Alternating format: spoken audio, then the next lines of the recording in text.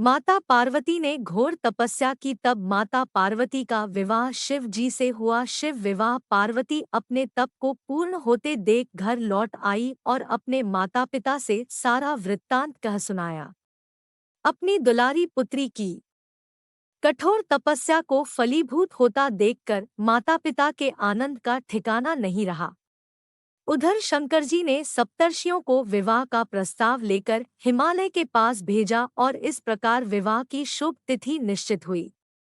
सप्तर्षियों द्वारा विवाह की तिथि निश्चित कर दिए जाने के बाद भगवान शंकर जी ने नारद जी द्वारा सारे देवताओं को विवाह में सम्मिलित होने के लिए आदरपूर्वक निमंत्रित किया और अपने गणों को बारात की तैयारी करने का आदेश दिया। उनके इस आदेश से अत्यंत प्रसन्न होकर गणेश्वर शंखकर्ण, केकराक्ष, विकृत, विशाख, विकृतानन, दुंदुभ, कपाल, कुंडक, काकपादोदर, मधुपिंग, प्रमथ, वीरभद्र आदि गणों के अध्यक्ष अपने अपने गणों को साथ लेकर चल पड़े। नंदी, क्षेत्रपाल, भैरव आदि गणराज भी कोटि कोटि गणों के साथ निकल पड़े। ये सभी 3 नेत्रों वाले थे। सबके मस्तक पर चंद्रमा और गले में नीले चिन्ह थे। सभी ने रुद्राक्ष के आभूषण पहन रखे थे। सभी के शरीर पर उत्तम भस्म पुती हुई थी। इन गणों के साथ शंकर जी के भूतों, प्रेतों, पिशाचों की सेना भी आकर सम्मिलित हो गई।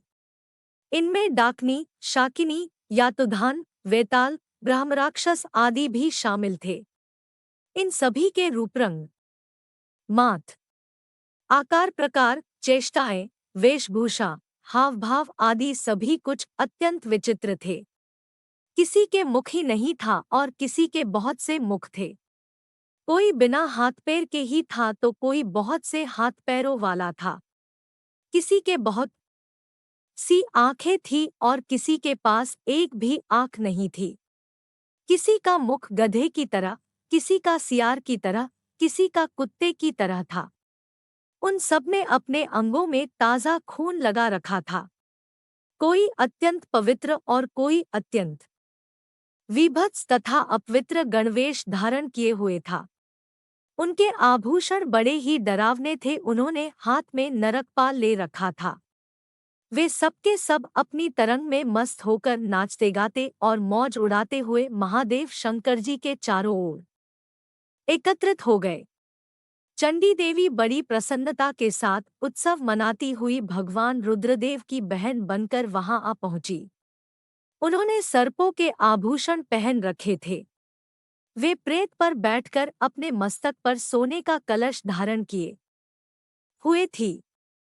धीरे धीरे वहां सारे देवता भी एकत्र हो गए। उस देवमंडली के बीच में भगवान श्री विष्णु गरुड़ पर विराजमान थे। पितामह ब्रह्माजी भी उनके पास में मूर्तिमान वेदों, शास्त्रों, पुराणों, आगमों, संकाद, महासिद्धों, प्रजापतियों, पुत्रों तथा कई परिजनों के साथ उपस्थित थे। देवराज इंद्र भी कई आभूषण पहन अपने ऐरावत गज पर बैठ वहां पहुंचे थे। सभी प्रमुख ऋषि भी वहां आ गए थे। तुम्बुरु, नारद, हाहा और हूहू आदि श्रेष्ठ गंधर्व तथा किन्नर भी शिवजी की बारात की शोभा बढ़ाने के लिए वहां पहुंच गए थे। इनके साथ ही सभी जगन्माताएं, देवकन्याएं, देवियां तथा पवित्र देवांगनाएं भी वहां आ गई थी। इन सभी के वहां मिलने के बाद भगवान शंकर जी अपने स्फुटिक जैसे उज्ज्वल सुंदर वृषभ पर सवार हुए। दूल्हे के वेश में शिवजी की शोभा निराली ही छटक रही थी।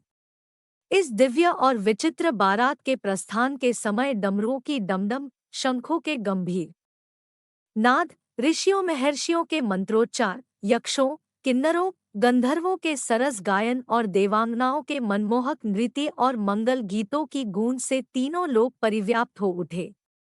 उधर हिमालय ने विवाह के लिए बड़ी धूमधाम से तैयारियां की और शुभ लग्न में शिवजी की बारात हिमालय के द्वार पर आ लगी। पहले तो शिवजी का विकट रूप तथा उनकी भूत प्रेतों की सेना को देखकर मैना बहुत डर गई और उन्हें अपनी कन्या का पाणिग्रहण कराने में आनाकानी करने लगी। पीछे से जब उन्होंने शंकर जी का करोड़ों कामदेवों को लजाने वाला 16 वर्ष की अवस्था का परम लावण्यमय रूप देखा तो वे देहगे की सुधि भूल गई और शंकर पर अपनी कन्या के साथ अपनी आत्मा को भी न्योछावर कर दिया। रगौरी का विवाह आनंद पूर्वक संपन्न हुआ। हिमाचल ने कन्यादान दिया। विष्णु भगवान तथा अन्यान्य देव और देवर्षियों ने नाना प्रकार के उपहार भेंट किए। ब्रह्मा जी ने वेदोक्त रीति से विवाह करवाया। सब लोग अमित उत्साह से भरे अपने अपने स्थानों को लौट गए।